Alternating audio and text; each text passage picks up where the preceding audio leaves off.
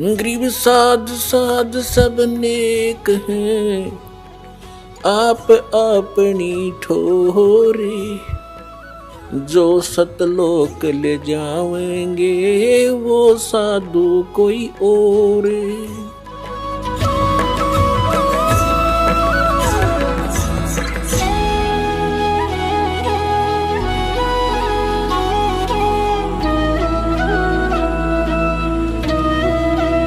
अब बैरागी सन्यासी सेवड़े तन पर छार लगावे हैं। ये 500 नार 2500 लड़के धुन धुन धार मचावे हैं। अब कहते हैं बैरागी और सन्यासी सेवड़े ये शरीर के ऊपर राख रमा ली और घर त्याग दिया, सन्यास ले लिया, चले गए।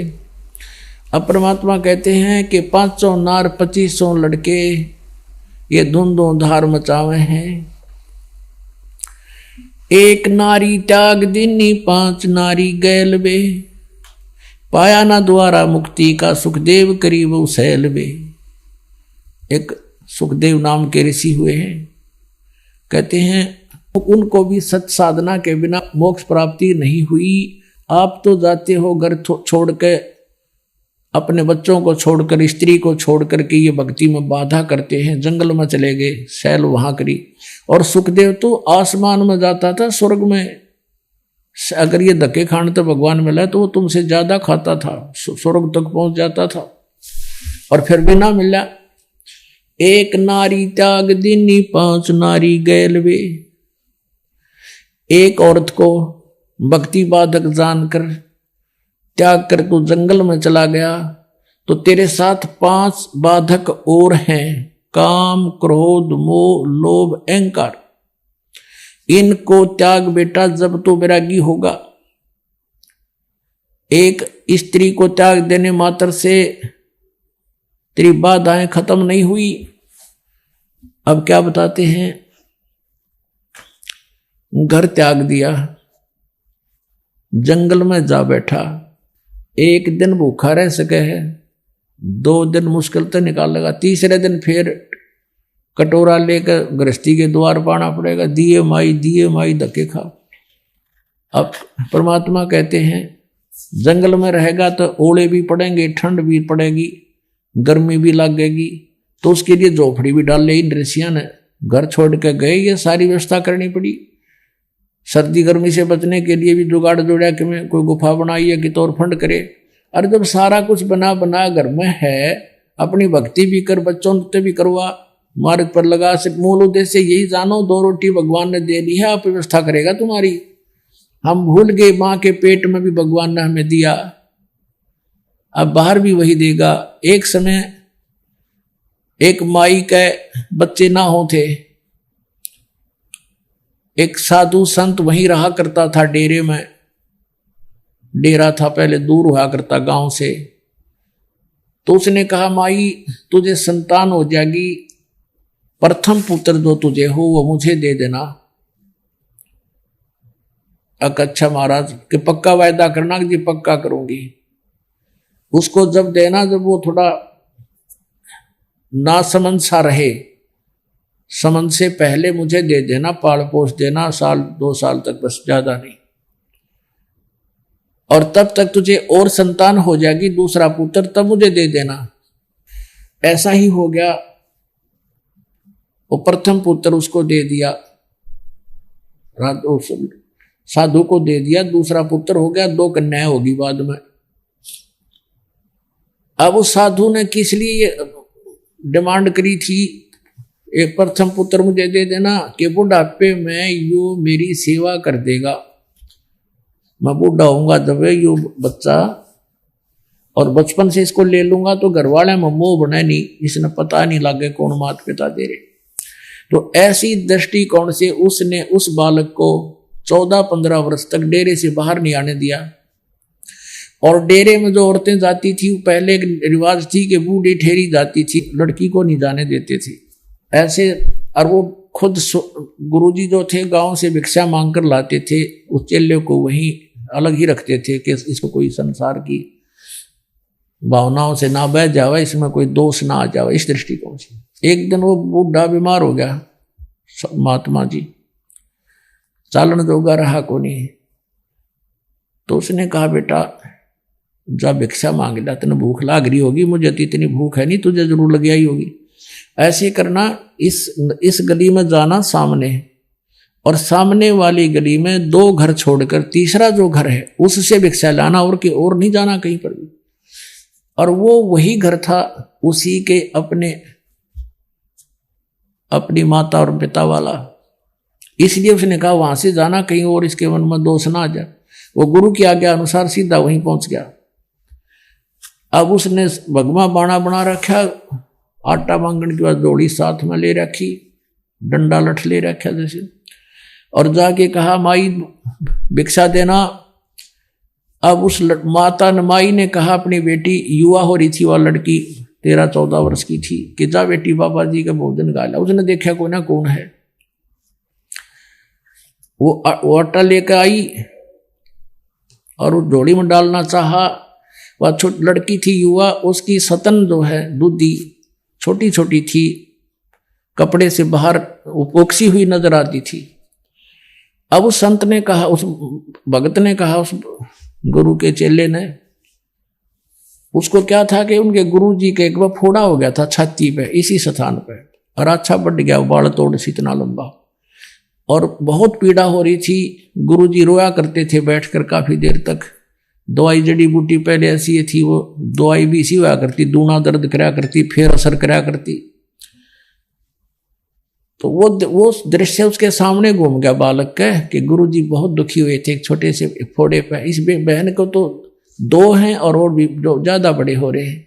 उसने कहा, ये बहन आपके ये फोड़े हैं, इनको आश्रम में आ जाना, गुरुजी ठीक कर देंगे, उनके पास दवाई है, आप वहां आ जाना। तो वो लागी गाल देन, ढेर इतना शर्म नहीं आती तो अपनी बहन के बोड़े फोड़े ठीक करवा ले, तो जो कर ले, 36 गाल सुना दी। अब वो असमंजस में पड़ गया, भैया बहन क्यों ऐसे बोल रही है। तब उसकी माँ आई, आवाज सुन के कहने लगी, भाई क्या बात होगी बाबा जी, क्या बात है बेटी, क्या कह दिया महात्मा ने। अग्नियों का यो दुष्ट, बोले आजा तेरे फोड़े ठीक करवा दूंगा आश्रम में। तो उसने कहा, माई मेरे गुरुजी के फोड़े हो गए थे, छाती पे था एक फोड़ा, और उस तो बहुत दुख पाया करते थे। मैं तो वैसे कहा था बहन आपको भी पीड़ा हो रही होगी, वहां जाना। तब उसकी माँ ने कहा, बाबा उस बात जानगी कि बोला भगत से, इसने पता कोई ना सारी कहानी का। फिर उसने बताई कि महाराज जी ये बेटी है मेरी, और फिर इसका विवाह होगा, ये फोड़े नहीं है, इसका विवाह होगा, विवाह होने के बाद इसका संतान होगी, और संतान जब होगी तो इन सतनों में दूध है उस बच्चे के लिए, इसलिए ला रखी भगवान ने कि उस बच्चे के लिए दूध आवेगा, इनमें दूध इससे पिया करेगा वो। फिर उसने महात्मा ने सोचा, पूछा कि माई कब होगा इसका ब्याह बेटी बहन का। क्या अभी तो बेटा या बालक है, 1-2 वर्ष में इसका ब्याह करेंगे, और फिर संतान 1-2 वर्ष के बाद संतान भी होगी। अच्छा, तो भगवान को इतनी चिंता है कि उसके गर्भ में बच्चा होगा, बच्चा बाहर आएगा, और फिर वो दूध भगवान इसके सतन में भेज देगा। हाँ ठीक समाई। वो चल पड़ा वहां से, और वो जोड़ी उड़े फेंक आया, वो जो मांगन वाली ले रहा था साथ में, अन्ना भिक्षा लेकर गया, वहीं फेंक कर वापस आ गया। वापस फेंक कर आ गया तो गुरुजी ने पूछा, बेटा क्या बात है, भिक्षा नहीं लाया? अक नहीं गुरुजी, परमात्मा ऐसे ऐसे मैंने कहानी सुनी है भगवान की कि बच्चा बाहर आने से पहले उसके दूध की व्यवस्था कर देता है। हाँ क्या की बात होगी? तो फिर गुरुदेव अब हम अपने भोजन की चिंता हम करें तो हमारे जैसा नालायक नहीं, जब हम उसके लिए बैठे यहाँ पर, फेंका जोड़ी मत है, आप पर देगा भगवान। वो बाबा जी ने सोचा, अच्छा नालायक टकराया, ये मन नहीं भूखा मारेगा और आप भी मरेगा। अब उसको विश्वास नहीं था, उसका बालक था, वह बात दृढ़ होगी क्योंकि पिछले संस्कार भी होते हैं तो इस तरह की बातें विश्वास होता है। वो बैठ गए एक जाके, बाबा जी लाचार, वो चल नहीं सके था। उसके मुंह का नहीं देखा, बेटा तो उठा लो जोली ने, अगर नहीं गुरुदेव, और आपकी सारी बात मानूंगा पर ये नहीं मान सकता। अब वहां गांव में, नगर में, उस गांव में पता चला कि भी बाबा जी बीमार हो गए, महात्मा तो बीमार हैं, और चेला नालायक से वह जोड़ी जड़े फेंक गया। तो प्रत्येक ऐसे बात फैल गई गांव में। तो कई घरों में 10, 15, 20 घरों ने क्या सोचा, रोटी बनाओ फटाफट, भोजन तैयार किया, खीर तैयार किया है, बढ़िया भोजन, सब्जी बनाई, रोटी दूध लेकर के और चल पड़े। वहां पहुंचे महाराज जी, पता लग गया था भगत न वहां पर जोड़ी वहीं फेंका, थैला भी आटा नहीं लाया और भोजन बना के लाए, खीर भी, खिचड़ी भी, ले खा लो। बाबा जी ने सोची बस चलो रोटी तो खा, पहला जिसी खाई जा, राजा बेटा तू भी खा ले, बैठ के खाने लग गया। अखा देखो, इतने में दूसरा आ गया, इतने में तीसरा आ गया, उड़ा लाइन लाएगी, 20 आगे न्यू ले लेकर रोटी, बाबा जी रोटी लाए, रोटी लाए। तब उस बाबा जी की आंख खुली रहती रहा, जब भगवान जब यहाँ ऐसे दे रहा है, आराम मांगते फिर। जब उसने कहा कि जब भगवान 4 साल पहले एडवांस हमारी व्यवस्था किए हुए है, तो क्या आज नहीं उसको ध्यान है हमारा? तो पुण्यात्मा ये उदाहरण है। आप हमारा इतना विश्वास ना बढ़ता, हम केवल कर्म करें, क्योंकि हम इस योग्य हो गए, यहाँ कर सकते हैं, और फिर उस पर विश्वास करें, फिर देखना। अब जैसे कबीर परमात्मा जी थी, यह कथा लंबी है, फिर सुनाएंगे। अपना कपड़ा बुनते थे, जो मेहनताना आता था उसी से अपना परिवार पोषण करते थे। परमात्मा का अपना परिवार कोई नहीं था। मुंह बोले 2 लड़के थे, जो लड़का और लड़की 2 बालक थे, जिनको मृत जीवित किया था किसी कंडीशन पर, और माता पिता थे, वो भी उनका जन्म नहीं था, परमात्मा स्वयं आकर प्रकट हुए थे। नीरू और नीमा ने केवल उनके उठा ले गए थे, बच्चे रूप में परवरिश की लीला हुई थी। तो वो 4 सदस्य और थे, और एक परमात्मा, उससे अपना गुजारा करते थे। और बाकी जो बचता था उसको भी पुण्य में लगाते थे। फिर किसी ने झूठी चिट्ठियां डाल दी थी, 18 लाख व्यक्ति आ गए थे वो एज ए गेस्ट। तो परमात्मा ने 18 लाख को 3 दिन तक मोहन भोजन खिलाए थे। कहते हैं, कल पे कारण कौन है, कर सेवा निकाम, और मन इच्छा फल देऊंगा जब पड़े मेरे ते काम। बोलो सतगुरुदेव।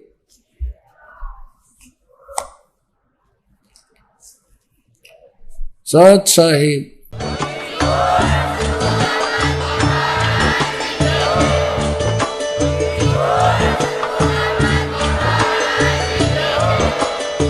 सुन रहे थे जगत गुरु तत्वदर्शी संत रामपाल जी महाराज जी के मंगल प्रवचन। अधिक जानकारी के लिए विजिट कीजिए हमारी वेबसाइट www.jagatgururampalji.org। संत रामपाल जी महाराज जी के शुभ आशीर्वाद से पूरे विश्व भर में 500 से भी ज्यादा नाम दीक्षा केंद्र हैं, जिन पर संत रामपाल जी महाराज जी द्वारा ऑनलाइन निशुल्क नाम दीक्षा दी जा रही है। अपने नजदीकी नाम दीक्षा केंद्र का पता करने के लिए संपर्क करें 8222 880541।